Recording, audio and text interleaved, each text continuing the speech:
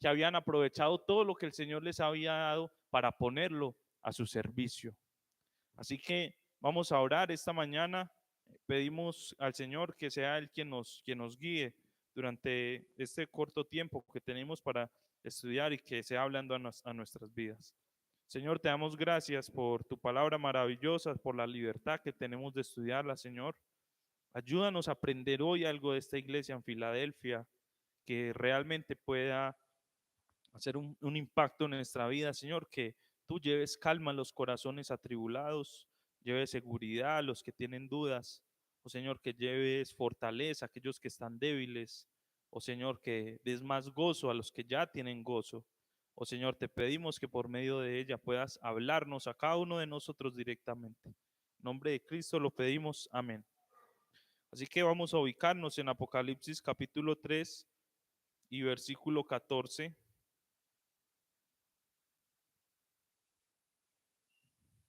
Para estudiar esta sexta iglesia, la iglesia de Filadelfia. Dice Apocalipsis 3 y versículo 7. Escribe al ángel de la iglesia en Filadelfia. Esto dice el santo, el verdadero, el que tiene la llave de David, el que abre y ninguno cierra, y cierra y ninguno abre. Yo conozco tus obras, he aquí, he puesto delante de ti una puerta abierta, la cual nadie puede cerrar, porque aunque tienes poca fuerza, has guardado mi palabra y no has negado mi nombre. He aquí, yo entrego de la sinagoga de Satanás a los que se dicen ser judíos y no lo son, sino que mienten. He aquí, yo haré que vengan y se postren a tus pies y reconozcan que yo te he amado. Por cuanto has guardado la palabra de mi paciencia, yo también te guardaré de la hora de la prueba que ha de venir sobre el mundo entero para probar a los que moran sobre la tierra. He aquí, yo vengo pronto. Retén lo que tienes para que ninguno tome tu corona. Al que venciere, yo lo haré columna en el templo de mi Dios y nunca más saldrá de allí, y escribiré sobre él el nombre de mi Dios y el nombre de la ciudad de mi Dios, la nueva Jerusalén, la cual desciende del cielo de mi Dios, y mi nombre nuevo. El que tiene oído, oiga lo que el Espíritu dice a las iglesias. Filadelfia. Filadelfia significa amor fraternal, o amor por los hermanos, o amor a los hermanos, o amor fraterno. Estaba ubicado en la región de Asia Menor, lo que hoy en día es Turquía. Estas iglesias estaban muy cerca. Históricamente, esta ciudad fue fundada en el año 189 a.C. por el rey de Pérgamo, Átalo II Filadelfo, de quien toma su nombre, de ahí Filadelfia. La ciudad era conocida por su ubicación estratégica en una ruta comercial importante y por su lealtad a Roma. Durante el periodo romano, Filadelfia experimentó un periodo de prosperidad y crecimiento y era conocida por su cultura helenística y fuertemente influenciada por la cultura griega.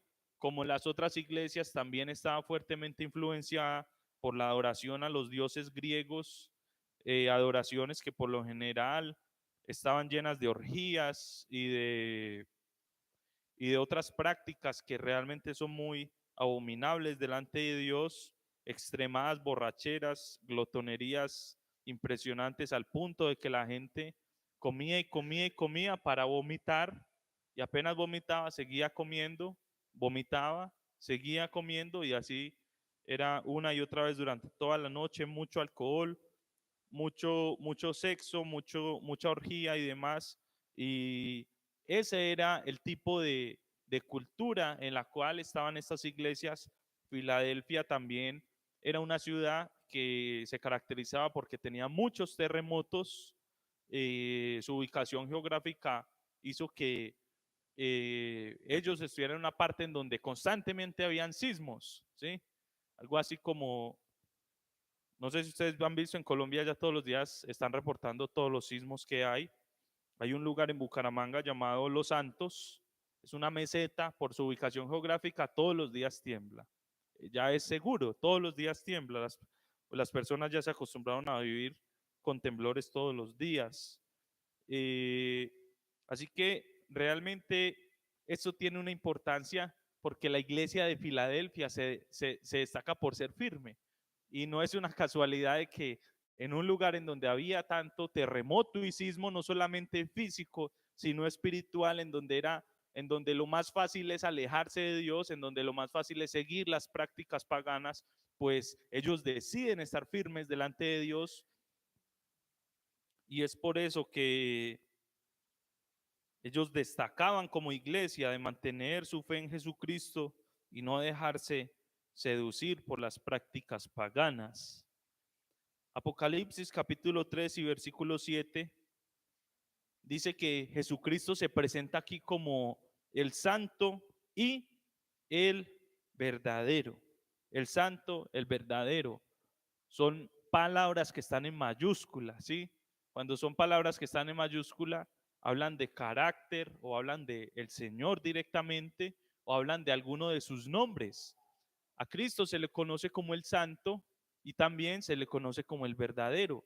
Esta palabra verdadero también aparece más adelante en Apocalipsis, cuando dice que Él está montando un caballo y que en su muslo tiene este nombre escrito que dice fiel y verdadero. Y a Cristo también se le llama el santo en el mismo Apocalipsis, cuando en Apocalipsis 5 se está erigiendo esta adoración, perdón, Apocalipsis 4:8 se erige esta adoración a Cristo, llamándole santo, santo, santo. Así que Cristo dice, yo soy el santo, yo soy el verdadero, yo tengo la llave de David, el que abre, esta llave abre y nadie puede cerrar, cierra y nadie puede abrir. Realmente vemos la divinidad y la autoridad de Cristo, y cuando se hace referencia a la llave de David, simboliza de que lo que Cristo hace, lo que el Señor hace, ¿quién lo puede detener? Si Cristo ya dijo que esto se hace, pues nadie puede ir en contra de eso. Si Él dice que no ocurre, pues así es. Realmente hace mención también aquí Isaías capítulo 22. Vamos a ir allí a Isaías capítulo 22 y versículo 20 al 24 se menciona esta misma frase, llave de David.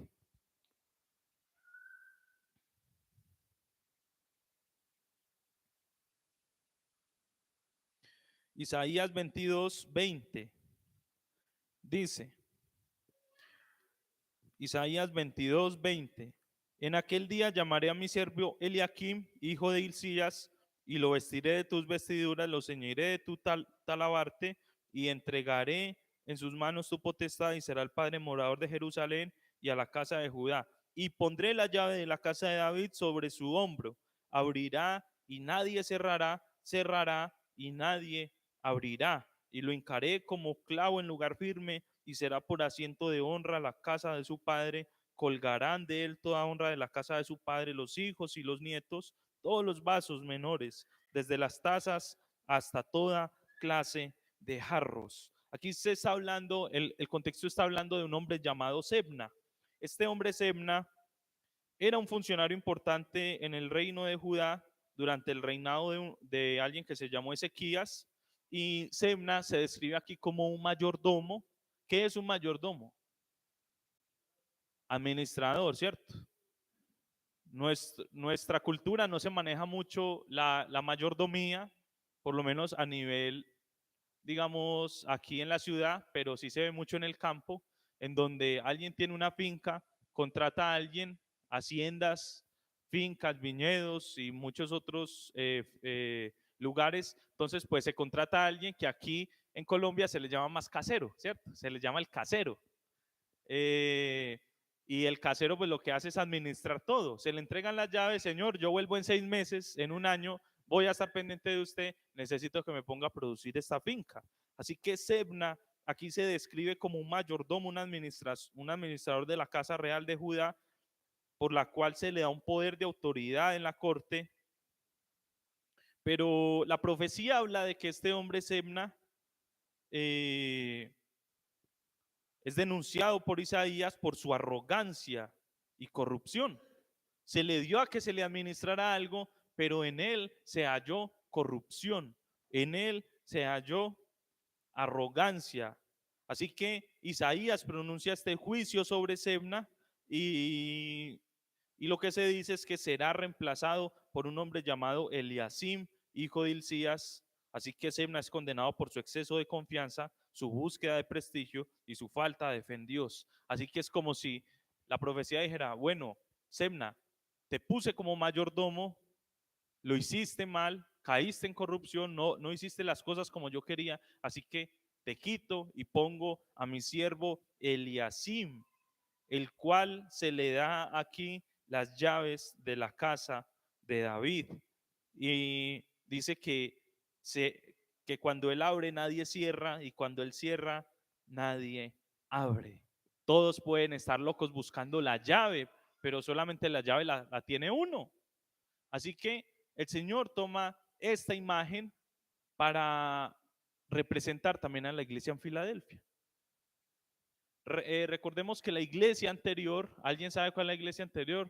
Sin mirar, Sardis. La iglesia Sardis y la iglesia anterior aún estaban cayendo tremendamente en corrupción. De hecho, hemos hablado que cada una de las iglesias supone o representa un periodo de la iglesia durante el tiempo posterior a la venida de Cristo, empezando Éfeso como la primera iglesia, lo que conocemos como la iglesia primitiva, en la cual moraban casi que todos los dones y se efectuaban de una forma muy bonita, pero luego el Señor tiene que decirles que tengo contra ti que has olvidado tu primer amor. Y así viene por todas las iglesias representando un periodo de la iglesia. Y la última iglesia que vimos, Sardis, es un periodo de la iglesia muy triste en la cual se representa porque la iglesia católica, la madre de las iglesias, como se le llama, había caído en un periodo de corrupción, de dinero, de enriquecimiento, en lo cual se conocen de que algunos sacerdotes pues pedían dinero para sacar a alguien del purgatorio, lo que es conocido como las indulgencias. Muchas gracias. Imagínense uno pasando la muerte de un ser querido y además de eso viene un sacerdote y le dice, bueno, su ser querido está en el purgatorio, usted lo quiere mucho, págueme y entre usted más me pague, más rezos le vamos a hacer para que lo pasen del purgatorio al cielo. Y las personas, pues claro, con su dolor tremendo, pues lo que hacían era poner el dinero. Cuando entra Martín Lutero es conocido como el hombre de la Reforma. Martín Lutero se pone a estudiar la Biblia y se da cuenta en ese tiempo que habían prácticas que se hacían por la Iglesia Católica y que realmente no tenían un fundamento bíblico. Así que Martín Lutero se da cuenta que la Biblia debe ser leída por todos, porque para aquel tiempo solamente los sacerdotes que conocían el latín podían leer la Biblia en las iglesias. Las personas no podían ir a la librería Luz a comprar una Biblia, sino que tenía que limitarse a escucharla en un lugar. Solamente se leía en latín, era prohibido pasarla a cualquier otro idioma. Y Martín Lutero, cuando se da cuenta de todas estas cosas, se opone a todas estas prácticas al Papa. Y bueno, es una historia bien bonita, bien triste, bien difícil. Martín Lutero tiene que huir y llega donde un hombre que el Señor lo puso ahí para que ellos dos pudieran encontrarse y entre ellos dos hicieron el primer libro impreso de la historia. ¿Sabe cuál es? La Biblia. Es el primer libro que se pudo imprimir, porque antes solamente se escribían. La Biblia fue el primer libro que plasmaron en una máquina y con tinta, eso era como que lo ponían ahí y ponían ya como la siguiente hoja, tenían que cuadrar letra por letra y cuando estaba todo el texto listo, lo imprimían sobre el papel y lo imprimían y lo imprimían y luego cambiaban la hoja y ponían nuevamente todas las letras. Una locura, ¿cierto? Para la tecnología que tenemos hoy. Pero este periodo de la iglesia que fue tan difícil para Sardis y que se representa en Sardis, que fue tan difícil para la iglesia, el Señor es como si les quitara a ellos la llave y se la diera a la iglesia de Filadelfia. Filadelfia, sobre tu hombro pongo la llave, Sobre tu hombro pongo la autoridad, el control. Lo que tú abras, nadie puede cerrarlo, y lo que tú cierres, nadie puede abrirlo. Así que Filadelfia tiene esta gran responsabilidad que pone el Señor en su vida, y que es muy curioso porque justamente es de lo que nos habla esta carta. Así que el ejercicio esta mañana es nosotros ponernos en el lugar de Filadelfia, porque cuando nosotros llegamos al Señor, sobre nuestro hombro se pone una llave. Se pone una llave que usted, con esa llave, abre puertas que nadie puede cerrar y cierra puertas que nadie puede abrir. Esa llave puede ser la oración, esa llave puede ser la fidelidad al Señor. Él promete que todos los que son fieles a Él los va a bendecir. Esa llave es el estudio de la palabra. Cuando usted estudia la palabra, está siendo renovado por ella. Y vamos a ver qué es lo que habla el Señor aquí para esta iglesia, que finalmente habla para cada uno de nosotros. Porque la frase de que el que abre ninguno cerrará, y cierra y ninguno abrirá, habla de que Jesucristo tiene el control absoluto sobre los eventos y las circunstancias. Él tiene el poder de abrir o cerrar oportunidades, puertas, posibilidades. Nadie puede oponerse a su voluntad. Esta semana estuve leyendo Jeremías, y en Jeremías hay un versículo que dice: Señor, ¿quién, siendo un barro, una vasija que está siendo construida, puede decirle a su hacedor: ¿por qué me haces así? ¿Por qué mejor no me hiciste de esta otra forma? ¿Por qué no me pusiste una orejita para este lado? ¿Por qué no me hiciste con esa forma un poquito más profunda, un poquito más delgado? ¿Cierto? El barro no puede decirle a su alfarero: ¿qué haces? Y Jeremías entendía esto. La historia de Jeremías me pareció tremendamente fuerte. Creo que es de los profetas que más les tocó sufrir. Imagínense que cada vez que lo mandaban a predicar, el Señor le decía: vaya, dígale al rey que él va a caer y lo van a matar, y van a venir por el pueblo, y ustedes van a caer en yugo de los babilonios. Y usted no ve que Jeremías dice: ay, Señor, pero a donde yo le diga eso al rey me van a matar. No, Jeremías dice: sí, Señor, así es. Se va donde el rey, le dice: rey, el Señor le dice: usted va a morir. Este año usted va a morir. No va a pasar un año para que usted muera, y van a venir a tomar al pueblo como esclavo. ¿Y sabe qué le dice el rey? Cojan este man, échelo a la cárcel. Y Jeremías se la pasaba en la cárcel. Se la pasaba en la cárcel por estar hablando la palabra de Dios. Por allá, por allá el Señor le dice: Jeremías, habla al pueblo y dile que se arrepienta, que yo les estoy llamando a que se arrepientan porque vienen tiempos difíciles y yo los amo, quiero guardarlos de toda la prueba que viene. Si ellos me obedecen, entonces yo los guardaré. Nehemías dice: sí, Señor, eso haré. Se para en público, habla al pueblo, les dice: arrepiéntanse porque el Señor va a traer un juicio. Y lo que hace la gente, ¿sabe qué es? Agarremos y matemos a Jeremías. Así que Jeremías en ciertos momentos muestra cómo el Señor lo libra, lo guarda. Dice que lo buscan entre la ciudad, buscan hasta el rincón más profundo para matarlo, y el Señor lo esconde. Y yo le digo: qué ministerio tan difícil. A veces hablamos a nuestra familia, a nuestros amigos, a nuestros compañeros, y lo que recibimos es eso: reproches. Lo que recibimos es insultos, miradas puestas de ojos en blanco. Eso es lo que recibimos muchas veces.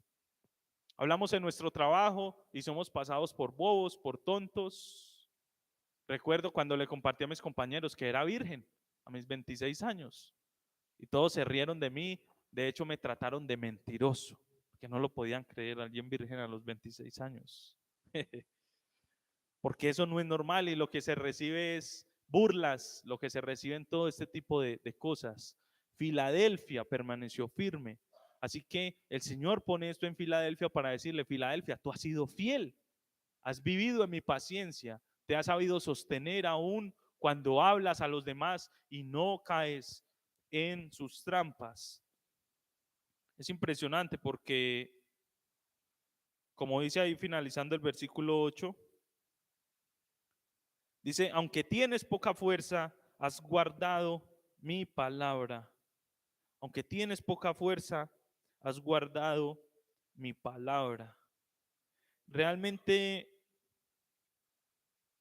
es una alabanza tan bonita que el Señor le está dando aquí a Filadelfia, porque le dice, Filadelfia, tú eres débil, tus fuerzas son pocas, tu poder de convencimiento es poco, pero la obra que tú has hecho, lo que tú has logrado, has guardado mi palabra y no has negado mi nombre, aunque eres débil.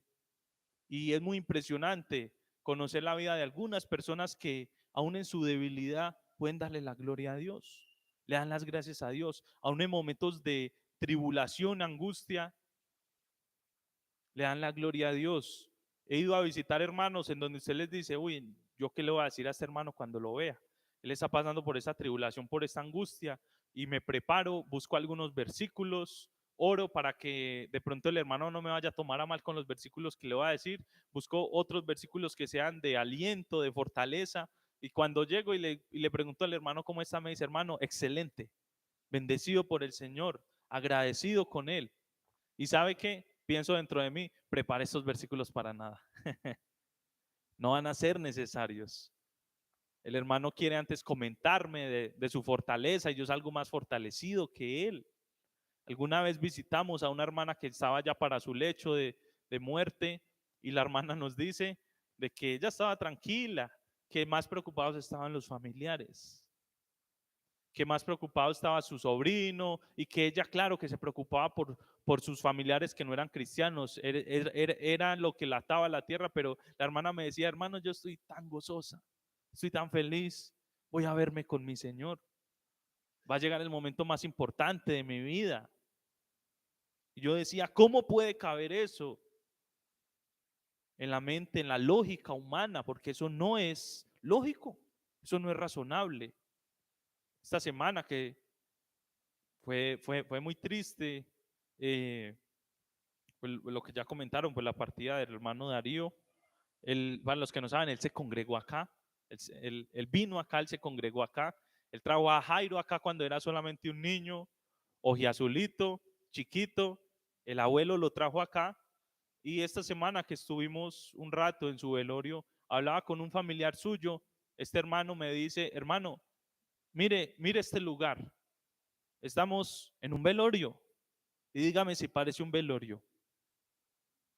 Aquí lo que se respira es paz, se respira tranquilidad. Y fueron palabras que me impactaron mucho porque yo decía, bueno, ¿qué mensaje llevo yo para estas personas, para estos hermanos? Y lo que ellos hacen es llenarme a mí de fortaleza, lo que ellos hacen es llenarme a mí de, de la palabra de Dios y me dice, hermano, aquí se respira paz.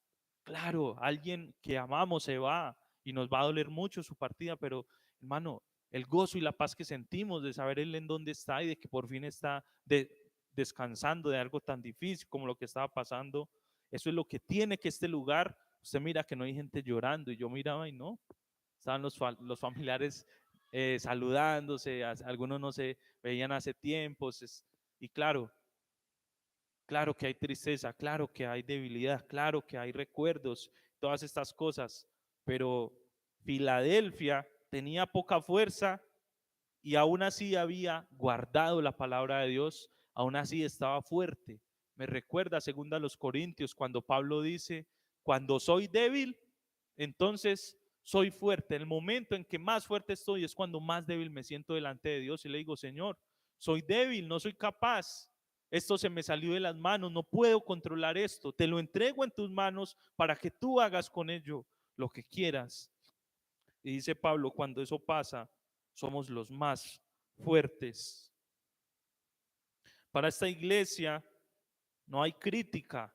Para esta iglesia no hay crítica como para las otras iglesias. No hay algo que el Señor pueda decir, pero tengo contra ti. Esta palabra usted no la va a encontrar para esta iglesia.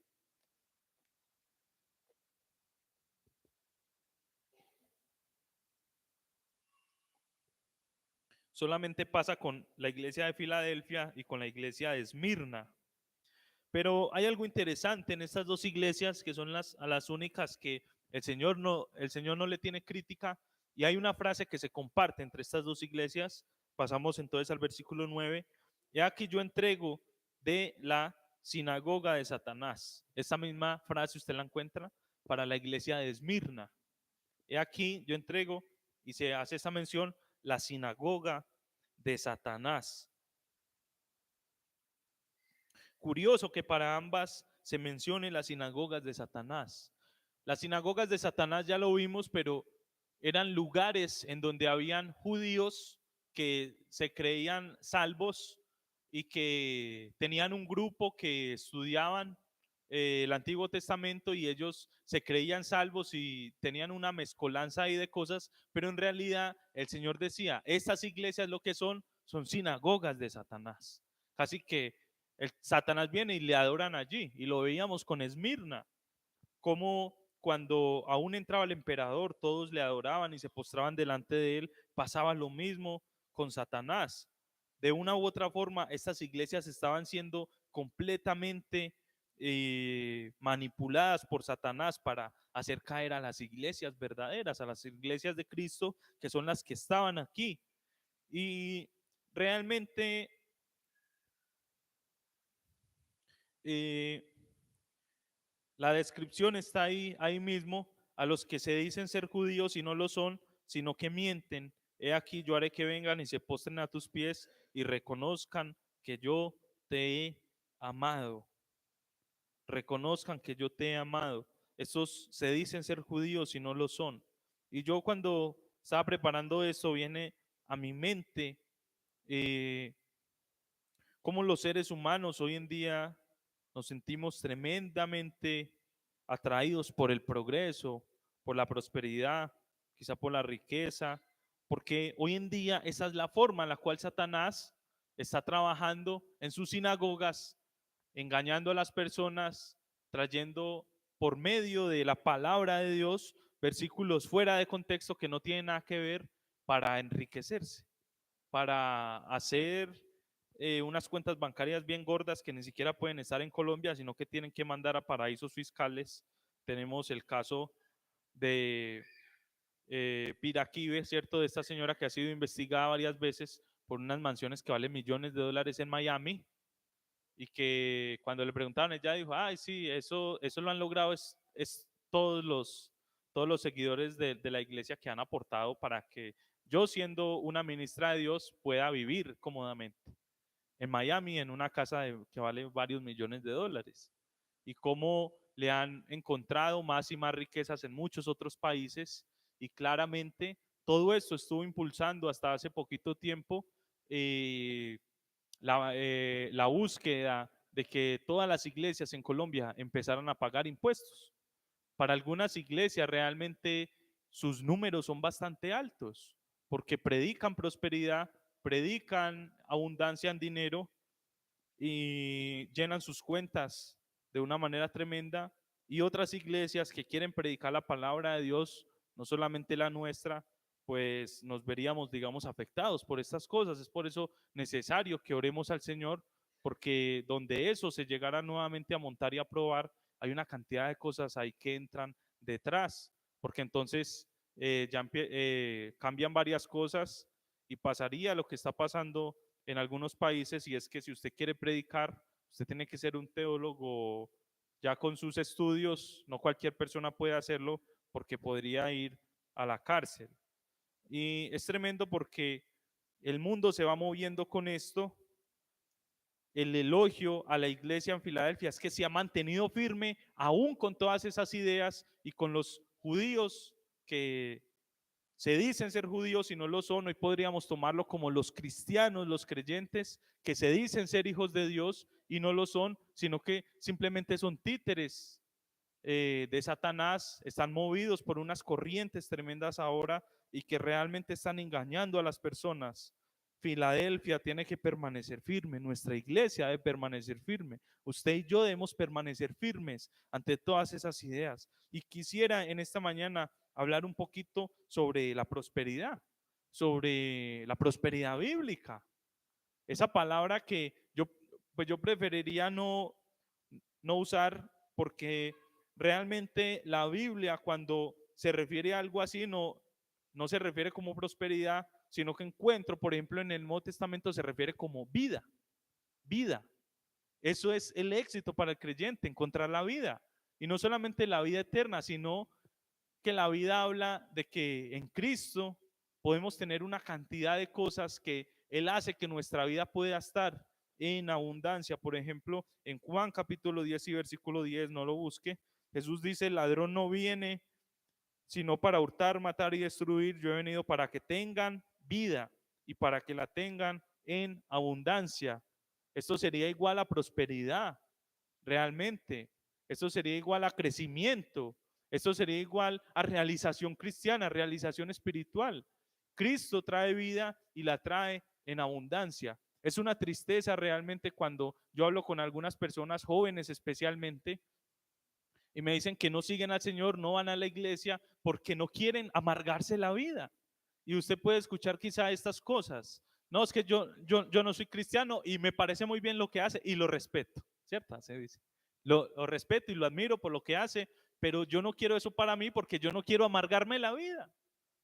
Pero lo que la palabra dice es que esa persona, el ladrón Satanás, ha venido para quitarle antes a él la vida.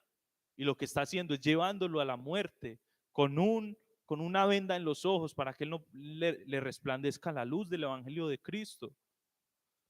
Pero él dice, Cristo, he venido para que tengan vida y para que la tengan en abundancia, hermanos. Eso es prosperidad.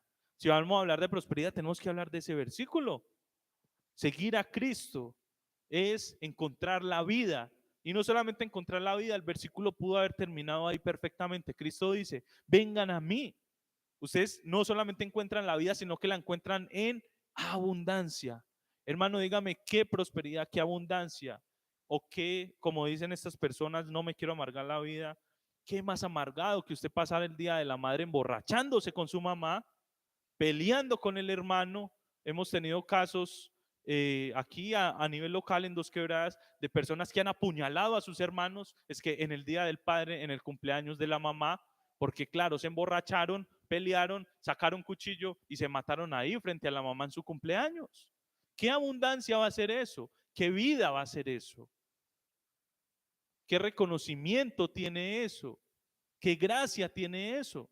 Pero las personas que están allá afuera, que tienen una venda, naturalmente ellos no pueden darse cuenta de que eso es horrible y que su vida la están desperdiciando. ¿Qué vida puede ser que alguien tenga 3, 4, 5 mujeres a la misma vez y se sienta el más macho por eso y le diga a sus compañeros en el trabajo, es que yo le soy infiel a mi mujer así, así, se lo recomiendo, así no lo pillan? Y los otros, uy, qué bien, uy, no, este man es un crack, ¿cierto? Este sí es un teso, este sí sabe cómo escondérsele a la mujer. Para el mundo eso es la vida, pero lo que dice la palabra de Dios es que ellos están vendados y van hacia la muerte. Ellos lo están perdiendo todo. ¿Qué vida puede ser irse a meter a un casino? Entonces, allá gastan su plata, lo que se ganaron en todo un mes, se lo gastan en 3 horas fácilmente. Llegan a su casa y la comida, no sé, haga usted lo que pueda. Yo estoy cansado, me voy a acostar a dormir. ¿Qué vida puede ser eso? Y las personas dicen, no, yo no quiero el cristianismo para mí porque no me quiero amargar la vida. Ellos hacen referencia a que no quieren doblegar sus prácticas que son ilógicas, repugnantes y hasta razonablemente no son, pues ni siquiera lógicas totalmente. Y ellos dicen que esa es la vida. Cristo realmente trae la vida y no solamente trae la vida, sino que, y no es la vida común y corriente, sino que también es abundancia. Segunda a los Corintios 4:4 dice, en los cuales el Dios de este siglo cegó el entendimiento de los incrédulos para que no le resplandezca la luz del evangelio de la gloria de Cristo, el cual es la imagen de Dios. Satanás ha cegado el entendimiento de las personas, puso como si lo hubiera llenado de barro sus ojos para que no pueda ver, pero él piense que ve. Pero dice que Cristo realmente es el que trae la luz a través de su evangelio a nuestra vida. Cuando dice que Satanás vino a hurtar, se refiere a la vida, a la verdadera vida, al propósito de Dios para la humanidad. Cristo trae vida. Y le voy a dar un ejemplo muy rápidamente porque el tiempo avanza. Las personas pueden creer que la vida puede ser tener muchas cosas y de una manera muy jocosa he visto personas que tienen mucho dinero y son muy recurrentes con una frase: todo se lo debo al banco. Todo se lo debo, no a Dios, a mi trabajo, al banco. Ahí lo debo todo, ¿cierto? Y cuando llega una dificultad económica, cuando ya no pueden sostener todas esas cosas, entran en unos problemas serios financieros. Pero lo que no saben es que la palabra de Dios durante Proverbios y muchos otros libros guían a las personas cómo deben ser sus finanzas. Que va a empezar un proyecto, planee bien cuánto se va a gastar en ese proyecto. Algo tan sencillo como que si va a planear unas vacaciones, planee bien dónde va a ser, cuánto va a valer, en dónde va a llegar, hasta qué tope puedo gastar según lo que tenga ahorrado, porque es muy triste que usted se vaya a disfrutar 3, 4 días al mar, bien rico, bien sabroso, ¿cierto? ¿Quién no quisiera? Y luego 10 meses pagando ese viaje, comiendo arroz con huevo. Es que eso es muy berraco. Qué difícil es, y pueden ser casos de algunos que estamos aquí y no sientan que lo digo, sí, que lo digo a mal, sino que es para que realmente reflexionemos que la palabra de Dios dice: no se endeude, en lo mínimo, en lo menos posible, tampoco sirva de prestamista. La palabra de Dios dice: si usted va a servir de fiador, asegúrese que usted tenga cómo solventar eso en caso tal de que a usted le queden mal. Es decir, la Biblia no dice, no, simplemente no sea fiador y punto. Ahí dice, bueno, le recomiendo que no sea fiador, pero si lo va a hacer, tengan cuenta de que le pueden quitar hasta la cama en la que usted duerme. Cuando su mejor amigo, su hijo, su familia se perdió, no contesta el celular, debe 3, 4, 5 cuotas, 2, 3 millones de pesos. Entonces, ¿a quién le caen? Al codeudor, al fiador, al que puso su nombre, al que prestó las escrituras de su casa, de su vehículo, y en cualquier momento lo llaman amigo, ya sabemos usted dónde vive, tengan cuenta, vamos a ir. Hay veces que ni avisan y le quitan la cama hasta en la que duerme. Eso es lo que dice Proverbios. ¿Qué de vida puede ser eso? ¿Qué de abundancia puede ser eso? ¿Qué gracia tiene vivir así? Cuando la palabra de Dios nos manda, sean organizados con sus finanzas. Y sería solamente un ejemplo de muchas cosas que pudiéramos hablar en que la Biblia, creo que fue el viernes que se hablaba de esto, el Señor que nos hizo nos dio el manual, ¿cierto? Usted no compra un buen producto que venga sin manual. Todo viene con manual y lo que recomiendan es lea el manual antes de usarlo. No tiene garantía. Si no lee el manual, no tiene garantía. Si de pronto entra en un daño que no está cubierto por esta garantía. Así que el Señor, que es nuestro creador, nos dijo: ustedes los seres humanos, este es el manual de ustedes. Quieren vivir en abundancia, quieren vivir en vida abundante, quieren vivir en prosperidad. Busquen el manual, vivan el manual.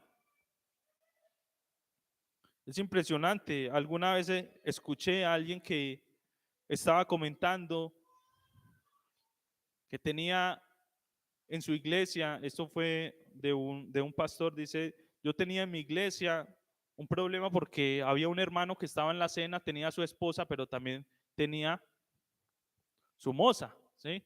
Como decimos. Y esto se volvió un problema porque todo salió a la luz, todo salió a la luz. Y cuando me senté a hablar con este hermano y a decirle: hermano, mire lo que pasó, usted va a entrar en una disciplina, arrepiéntase. Él dice que él quedó impresionado porque lo que la persona tenía en su cara era alegría, felicidad, gozo, paz. Y cuando este pastor se le acerca y le dice: venga, ¿usted por qué está tan feliz, tan gozoso? ¿Por qué lo veo con esa sonrisa? No se da cuenta que se acaba de descubrir un adulterio de años y usted va a tener un problema muy maluco con su esposa y con su familia, y que usted puede hasta perder su familia. Y lo que este hermano le dice es: hermano, pues sí, es cierto, va a haber una disciplina, pero usted no sabe la paz que siento todos los días acostándome en la cama y cogiendo el celular, escondiéndolo, cambiando las cosas. Me llamaba y me tocaba cambiar el nombre. Usted no sabe qué es vivir en esa vida para que no lo pillen a uno. Cómo era de difícil que me llamaran y yo estuviera al lado de mi esposa para que no vieran quién era, tenerme que estar quitando el anillo, yendo al trabajo y fingiendo delante de todo el mundo una vida que no tenía. Usted no sabe yo cómo estaba de cargado, y hoy esa carga se fue de mi corazón. Así que estoy arrepentido y quiero iniciar el proceso, pero no sabe el gozo que tengo de que se me haya quitado esa carga de ese adulterio. Es tremendo, porque eso qué vida va a ser.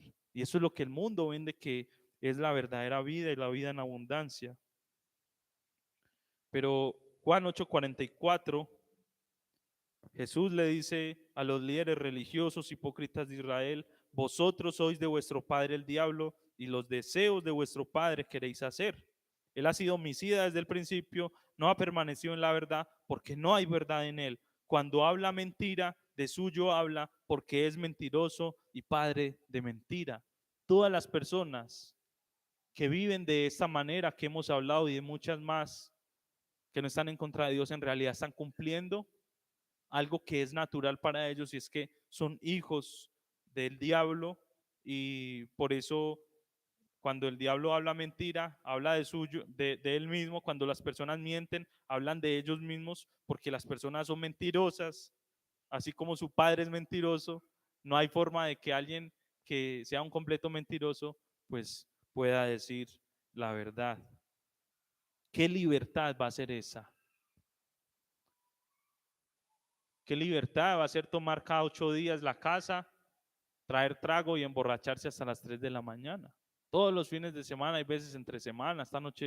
Esta semana estuvo un poquito difícil y hay veces necesitamos trabajar el otro día. Hay personas que ellos creen que son libres porque lo hacen. No se dan cuenta que son los mayores esclavos de esta droga tan horrible como lo es el alcohol. Solo que como es legal, entonces pues no se ve como tan mal, ¿cierto? Pero hace 100 años el alcohol era tomado como lo es tomado hoy la cocaína, algo tan prohibido y tan malo, que tiene que ser tan camuflado. Y hoy en día es tan libre y tan fácil de conseguir. En nuestros países, en donde no tenemos esta persecución que estaba comentando ahora, donde no tenemos grande riqueza, creo que la forma en la que Satanás más ataca fue revelada en parte por un gran filósofo suyo, alemán, llamado Karl Marx. Con una sola frase él dice: la religión es el ¿qué? ¿Alguien la sabe? Es el opio del pueblo. Estoy de acuerdo con Karl Marx. La religión es el opio del pueblo, haciendo énfasis de que la religión puede actuar como una ilusión que distrae a las personas de los problemas y los conflictos reales, en lugar de enfrentar y abordar las injusticias y las desigualdades. Las personas pueden buscar consuelo en creencias religiosas que prometen recompensas y otras cosas. Y Marx argumenta de que la religión fue puesta para que las personas se enfoquen tanto en eso que olviden su realidad, y en eso podemos estar de acuerdo. ¿En qué podemos estar de acuerdo? En que todo sistema de pensamiento, no solamente las religiones, todo sistema de pensamiento quiere eso, desviar la verdad. Por ejemplo, hay nuevas religiones que suenan hoy como tolerantes y que realmente camuflan en igualdad y equidad, pero realmente eso no es lo que enseñan. Voy a dar 3 ejemplos aquí. El feminismo puede considerarse hoy como una religión, y no busca la igualdad de género, busca la superioridad de la mujer, darle prioridad por encima de los hombres. Eso es lo que busca el feminismo. No se crea el cuento de que busca igualdad. Ellas quieren ser superiores a los hombres. Cualquier forma de economía y gobierno busca los intereses de cierto grupo de personas: socialismo, capitalismo, comunismo.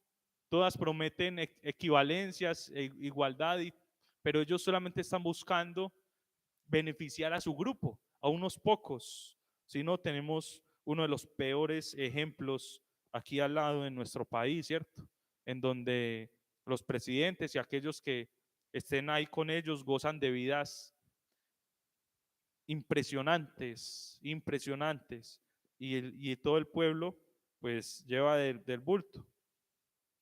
Todos los movimientos de inclusión de raza, inclinación sexual, aunque yo no lo llamo inclinación sexual, sino declinación sexual, todos buscan imponer formas de vida contrarias a toda ética moral con la excusa de igualdad de género y personas. Esas son las formas nuevas en las cuales Satanás obra hoy en día. Y le voy a dar un ejemplo, un dato. Un país como Dinamarca, Dinamarca es el país del cual se estima hay la mejor calidad de vida en el mundo en este momento. Allá no existen los pobres, no existe la desigualdad, para todos hay. Allí no hay forma de que alguien esté en la ruina a menos de que él lo busque de manera voluntaria. El país con mejor calidad de vida ha encabezado varias veces el país con más índices de suicidio en toda la historia. Un ejemplo, allá en este momento la tasa de suicidio es de 10 por cada 100.000 habitantes. Es decir, en el 2020 se suicidaron 580 personas, es casi 2 personas al día en este lugar. Y nosotros podríamos decir, bueno, pero 2 suicidios al día, eso es Colombia. Colombia tiene también 2 suicidios al día, pero es que allá solamente hay 5.8 millones de habitantes y aquí hay 50 millones. Es decir, hice ahí la cuenta, donde Colombia tuviera esa misma tasa para la cantidad de habitantes, en Colombia, entonces, si fuera así, tendríamos más de 80 suicidios diarios. Así es el nivel de suicidio en Dinamarca. 80 suicidios diarios si estuviéramos si esa misma tasa estuviera en Colombia. Imagínense, 80 personas al día que se suicidan. Entonces, el cristiano en realidad debe entender de que en el mundo no habrá igualdad ni paz. Y ya lo hemos visto al estudiar el Apocalipsis. Cuando usted ve que alguien está orando por la paz mundial, porque sí estamos llamados a orar por la paz y por vivir en tranquilidad, ¿cierto que sí? Así es. Debemos orar por nuestro gobierno, debemos pedir al Señor por él, pero el cristiano no debería orar por la paz mundial porque está gastando sus palabras, está yendo en contra de lo que la Biblia enseña, porque la Biblia en ningún momento habla de que habrá igualdad mundial ni paz mundial. El único gobierno que va a ser justo es el gobierno de Cristo durante los 1000 años, de resto nada. En el mundo pesa todavía el estrato, el dinero, el poder, los contactos, las influencias, a quien conoce, eso es lo que pesa hoy en el mundo. Pero para Cristo, nada de esto tiene peso. Es impresionante porque en el mundo, si usted está en una reunión o en ocasiones fui a varios seminarios por la empresa o foros de la empresa, y claro, cuando presentaban al doctor, al magister, de una, claro, yo soy el doctor acá. ¿Ustedes qué son? Y claro, yo era un tecnólogo ahí frente a un doctor. Claro, él estaba sentado mucho más adelante que yo, tenía un mejor traje, una mejor corbata que yo estaba en unas boticas peladas ahí de esas botas de punta de platina gastadas, ni las habían betunado. Para el mundo eso tiene más peso. De hecho, alguna vez un hermano dijo, ¿qué pasaría donde a nuestra iglesia llegue alguien en un Mercedes-Benz y entre por la puerta? ¿Cómo lo recibiríamos? Uy, bienvenido, bien pueda, vea, está la Biblia, está el número de cuenta, ¿no? Pero, ¿qué pasa cuando entra un vagabundo? Cuando entra un habitante de calle. Muchas veces es sacado, ¿cierto? De iglesias es sacado, ¿no? Usted por acá no, hermano, por acá no venga a pedir. Pero si viene alguien en un buen vehículo, pues bien pueda entrar y siéntese adelante, ya le paso su horario, su Biblia. Es tremendo porque para el mundo eso tiene peso, pero en Cristo eso no existe. En la cena nos sentamos todos al mismo nivel, nadie está por encima de otro. En la cena se sientan maestros de obra, chefs, se sientan doctores, se sientan médicos, se sientan personas que tienen mucho estudio y todos son uno solo para Cristo. Y alguien podría decir, ¿Necesitamos un versículo para esto? Claro que sí. Es Gálatas capítulo 3 y ese sí quiero que lo busquemos. Gálatas capítulo 3.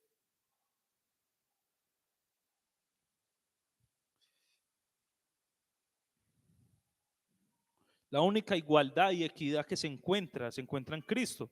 En otra no existe y créame que he buscado muchas formas de gobierno, he buscado momentos de la historia.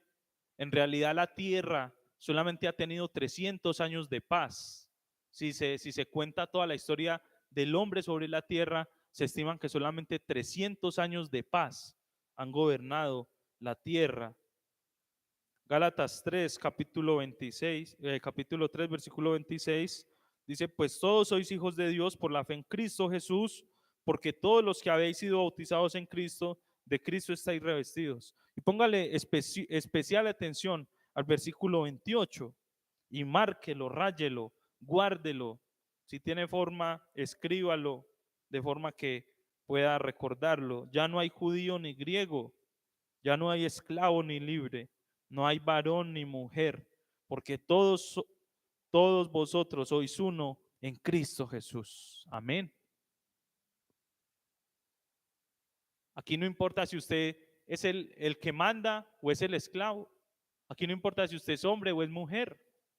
Aquí no importa eso. Delante de Dios dice que todos somos uno en Cristo. Y Cristo dice también en Juan capítulo 17, Señor, así como tú y yo somos uno, que ellos sean uno también con nosotros. ¿Por qué terminé hablando de esto? Estas son las religiones de hoy, mis hermanos. Estos son los baales de hoy. Estos son los ídolos de hoy. Ya los ídolos ya no es como antes y como en los tiempos bíblicos que las personas compraban y ponían en su casa, ¿no? Hay personas que se consideran ateas y no siguen a ninguna religión y dicen que no tienen ídolos y no siguen a ningún Dios y sí los tienen, empezando por ellos mismos. Ellos mismos son su propio Dios porque sienten que no hay nada fuera de ellos y que no hay otro pensamiento fuera de ellos y que todos los pensamientos están mal menos el de ellos. Todas las personas que hablen de esta forma diciendo todas estas cosas han inventado su propio ídolo, se han fabricado su propio becerro de oro, negando buscar al Dios de la Biblia. Cuando hablo de vida, hablo de Cristo, porque Juan 8:36 dice así que si el Hijo os libertare, seréis verdaderamente libres.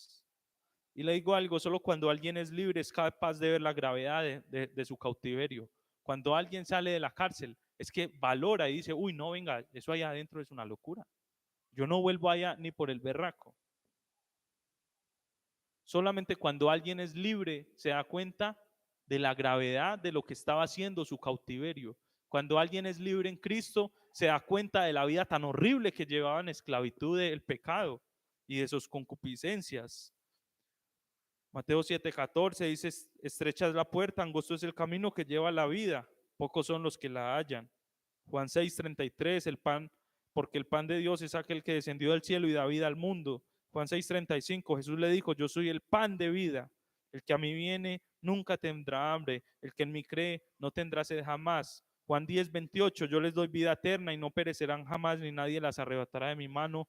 Juan 17:3, esta es la vida eterna, que te conozcan a ti, el único Dios verdadero, y a Jesucristo, a quien has enviado. Primera de Juan 5:11, ese es el testimonio que Dios nos ha dado vida eterna y esta vida está en su Hijo. Primera de Juan 5:12, el que tiene al Hijo tiene la vida, el que no tiene al Hijo de Dios no tiene la vida. Gálatas 6:8, porque el que siembra para su carne, de la carne segará corrupción, mas el que siembra para el Espíritu, del Espíritu segará vida eterna. Y como esos, hay 179 versículos en el Nuevo Testamento que hablan sobre la vida en Cristo.